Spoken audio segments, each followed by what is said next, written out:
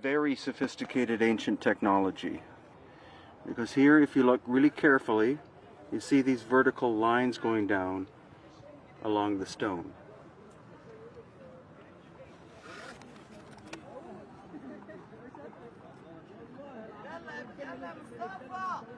Now there's scratches too, but there seems to be quite a pattern to it. As if, could this be actually a saw? Now this material is basalt, which is very hard. It's not from the local area. And so a culture with bronze chisels couldn't, or bronze saws, even with some kind of silica sand as an abrasive, could not produce that kind of fine finish as far as I can tell. I'll show you other examples here in this little area by itself of examples of machining technology at work. Not modern machines, not dynastic Egyptian machines, but older machining technology by the Cometians.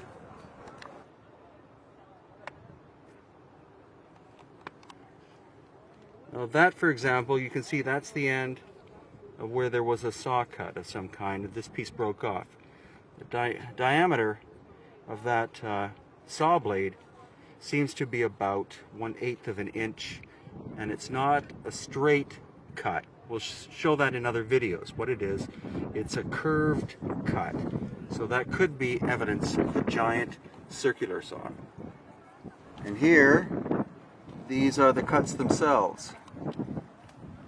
Again, somewhere between 1/8 and 1/4 of an inch in diameter, going straight through 1, 2, 3 of them.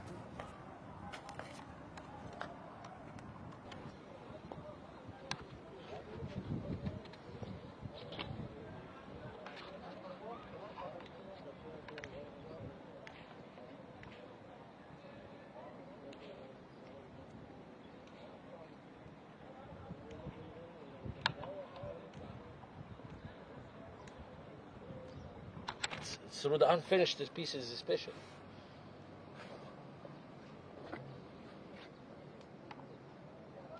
But they all had all this so machine. But they are aware of this market. They're aware of this market. It's not new to them. But they just like to ignore it. So everything else will fit with the story that they created.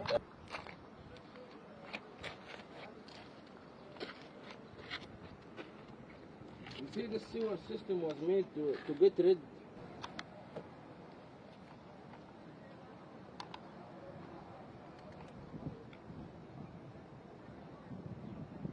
And this is the base of the Great Pyramid. And what you see is here, the bottom level here, how the bottom level fits in with the bedrock.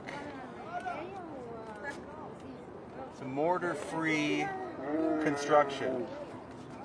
They flattened the plateau in order to build the pyramid on top of it.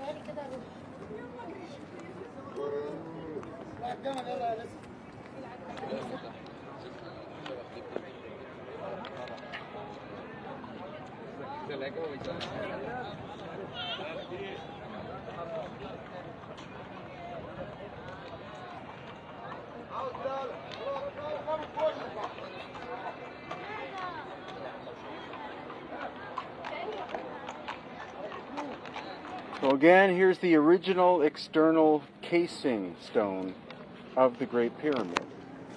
And look how tight the fit of that stone is.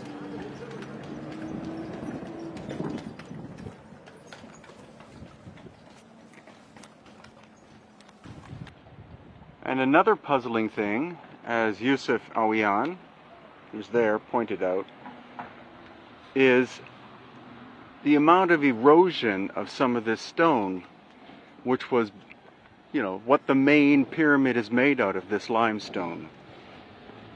The extent of erosion is quite astonishing. So how long would it have taken for that erosion to have taken place? You need a geologist such as Dr. Robert Schoch to discuss that. But would it have taken 1,000 years or 5,000 years? Certainly not in hundreds of years, because this is desert.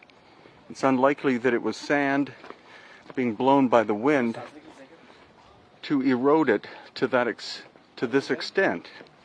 The Sphinx is known to have been eroded by water, possibly up to 8,000 or 10,000 years ago. So could that mean that this pyramid, the Great Pyramid, and possibly this one, the Second Pyramid, as well, are contemporary? That they pre-existed the dynastic pharaonic cultures of Egypt? That's what we're trying to find out.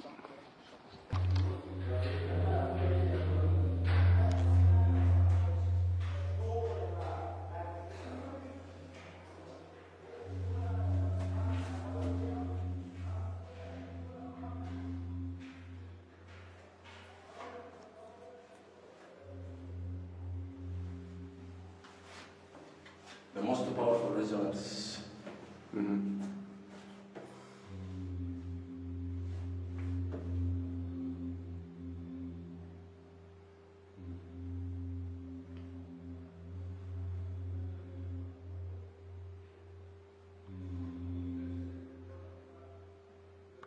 What most people also don't realize is the fact that on the Giza Plateau, you have the Great Pyramid and the Second Pyramid, and of course the smaller Third Pyramid. But off on this side, which is the east side, you have all of these little baby ones like this kind of size. And here you can see the casing stone is still on the exterior. There are about 30 of these. The casing stone is original, and also there are these shafts that go down.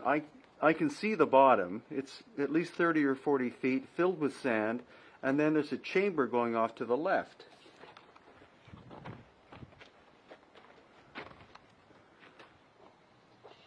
And this one as well. It's deeper, with chambers going off at what is now the bottom.